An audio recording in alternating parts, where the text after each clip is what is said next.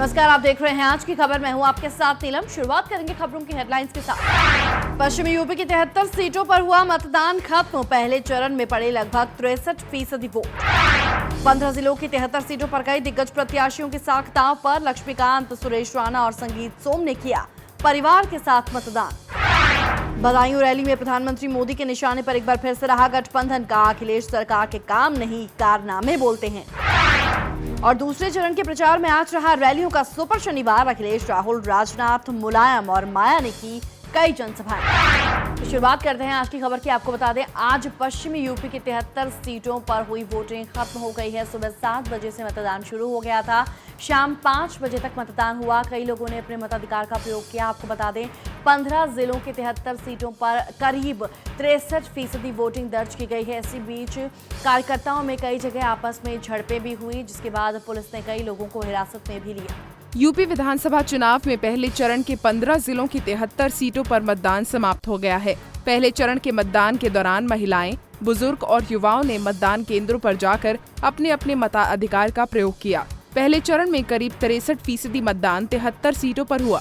हालांकि मतदान के दौरान कई जगह पर ईवीएम में भी खराबी आई, जिस वजह से लोगों को काफी दिक्कतों का सामना करना पड़ा। वहीं मतदान के दौरान कई जगहों पर कार्यकर्ताओं में झड़पें और पथराव भी हुआ। और सरधना से बीजेपी विधायक संगीत सोम के भाई गगन सोम को पुलिस ने मतदान केंद्र में पिस्टल ले जाने के आरोप में हिरासत में लिया है। यूपी विधानसभा चुनाव के पहले चरण का मतदान खत्म होने के साथ साथ बीएसपी, सपा और बीजेपी के कई दिग्गजों की किस्मत जो है वो ईवीएम मशीनों में कैद हो गई है। आपको बता दें, बीजेपी के संगीत सोम, सुरेश राणा और लक्ष्मीकांत वाजपेयी ने अपने अपने परिवार के साथ मतदान किया। पहला चरण समाप्त होते ही सपा, बसपा और बीजेपी के कई दिग्गज प्रत्याशियों की किस्मत ईवीएम में कैद हो गई है।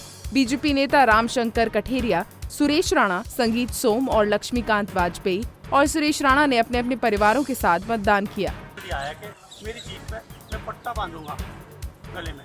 किसान अजीब इस प्रकार की अवधर भाषा का इस्तेमाल करना कहीं लोगों के दिलों पर बहुत ठेस पहुंची है और मेरे विधानसभा में नहीं बल्कि पूरे पश्चिमी उत्तर प्रदेश में इस बयान का बहुत गलत संदेश गया है।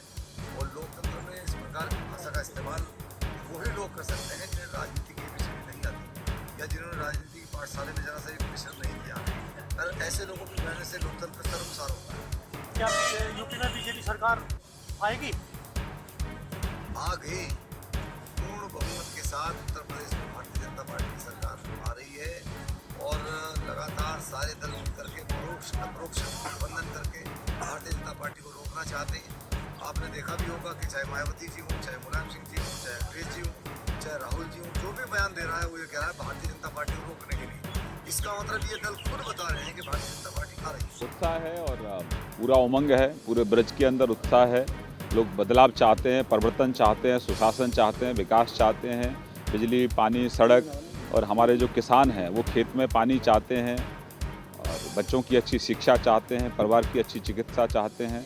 15 साल से यहाँ भ्रष्टाचार, अपराध का गठजोड़ है। लोगों की जो आवश्यक मूलभूत जो आवश्यकताएं हैं वो पूरी नहीं हो रही हैं। तो नरेंद्र भाई मोदी जी से लोगों को बहुत अपेक्षाएं हैं, बहुत उम्मीदें हैं और 2.5 साल में उन्होंने अपनी जो उम्मीद कर रहे थे लोग, जो अपेक्षाएं थी, उन पर खरे उतरे हैं। लेकिन मोदी जी का जो विकास का एजेंडा है वो उत्तर प्रदेश में लागू नहीं हो पा रहा है, क्योंकि यहाँ जो प्रशासन है, यहाँ की जो सरकारें रही हैं अब तक, अखिलेश जी की सरकार, वो विकास की सोच की सरकार नहीं है। वो हर चीज़ को वोट बैंक के चश्मे से देखते हैं। किसान के लिए फसल बीमा योजना लेकर आए, लेकिन उसका लाभ लोगों को नहीं मिल रहा है। हमने 2.5 साल में 2 बार MSP बढ़ाने का काम किया, लेकिन अखिलेश की सरकार ने गेहूं नहीं खरीदा, ना ही धान खरीदा और लोगों ने सस्ते दाम पर उसको बेचा। शिक्षा की आप स्थिति देखते हैं, टाटपट्टी तक यहाँ स्कूल्स में नहीं है। चिकनगुनिया, मलेरिया से लोगों की मौतें होती हैं, दवा तक आप नहीं दे पाते हैं। महिला सुरक्षा एक बड़ा मुद्दा है। बहन बेटियों की आबरू के साथ खिलवाड़ होती है और वोट बैंक के चश्मे लगाकर आप अपराधियों को कार्रवाई नहीं करते हैं। नसीमुद्दीन सिद्दीकी अभी बाहर है, जिसने प्रदेश की बेटियों का अपमान किया है। तो दोहरे मापदंड हैं। तो अब लोग सुशासन, विकास चाहते हैं और हम ब्रजवासी और पूरे उत्तर प्रदेश के लोग सुशासन और विकास में भरोसा करते हैं। और ये जो पहला चरण का जो चुनाव मतदान है जो चालू हो रहा है, मुझे उम्मीद है कि ब्रज की रज पूरे उत्तर प्रदेश के अंदर यहाँ से ब्रज से चलेगी एक आंधी के रूप में और सुनामी में तब्दील होकर पूरे उत्तर प्रदेश से जो भ्रष्टाचार, अपराध का जो गठजोड़ है, इसको जड़ समेत उखाड़ फेंकने का काम करेगी और 300 कमल के साथ लखनऊ में भाजपा की सरकार बनेगी। ये तो भाजपा के जो रहेंगे वही हमारे मुद्दे रहेंगे। नंबर 1, लोकल लेवल पर यहाँ पर थोड़ा असुरक्षा का माहौल ज़्यादा था। टॉप प्रायोरिटी है, सबसे पहला मुद्दा हमारा सुरक्षा का होगा, उसके बाद में विकास का होगा।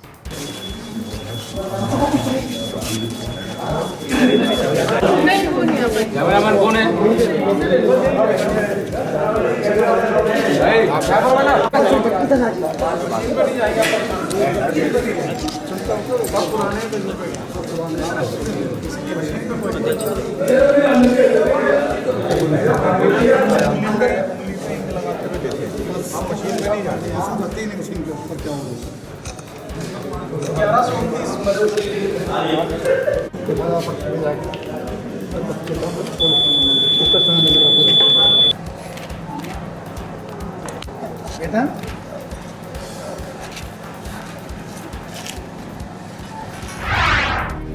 वहीं पहले चरण का मतदान तो उत्तर प्रदेश में समाप्त हो गया है, लेकिन इसी के साथ साथ दूसरे चरण के मतदान के तहत जो चुनावी जनसभाओं का दौर है वो और भी तेज हो गया है। इसी दौरान आज बदायूं में दूसरे चरण के मतदान के तहत जनसभा को संबोधित करने के लिए पहुंचे थे पीएम नरेंद्र मोदी, और जनसभा को संबोधित करते हुए एक बार फिर से गठबंधन उनके निशाने पर रहा। उन्होंने कहा कि यूपी का बच्चा बच्चा जानता है कि आपका काम नहीं बल्कि आपके कारनामे बोलते हैं। आपको बता दें, उन्होंने जनसभा को संबोधित करते हुए कहा कि बदायूं के 500 गांवों में बिजली यूपी सरकार ने नहीं, केंद्र सरकार ने पहुंचाई है। प्रधानमंत्री मोदी एक चुनावी जनसभा को संबोधित करने बदायूं पहुंचे, जहां पीएम मोदी के निशाने पर एक बार फिर सपा कांग्रेस गठबंधन रहा।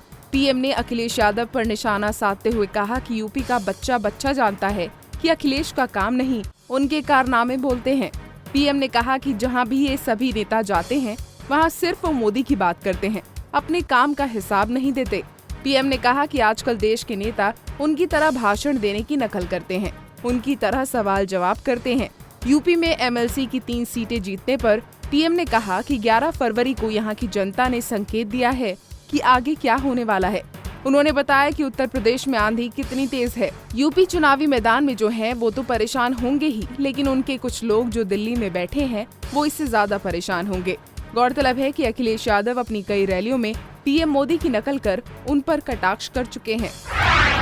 तो उत्तर प्रदेश में दूसरे चरण का चुनाव होना है 15 फरवरी को, और इसके लिए प्रचार जो है वो अपने चरम पर पहुंच चुका है। इसी के तहत आज का शनिवार सुपर शनिवार रैलियों के लिहाज से साबित हुआ।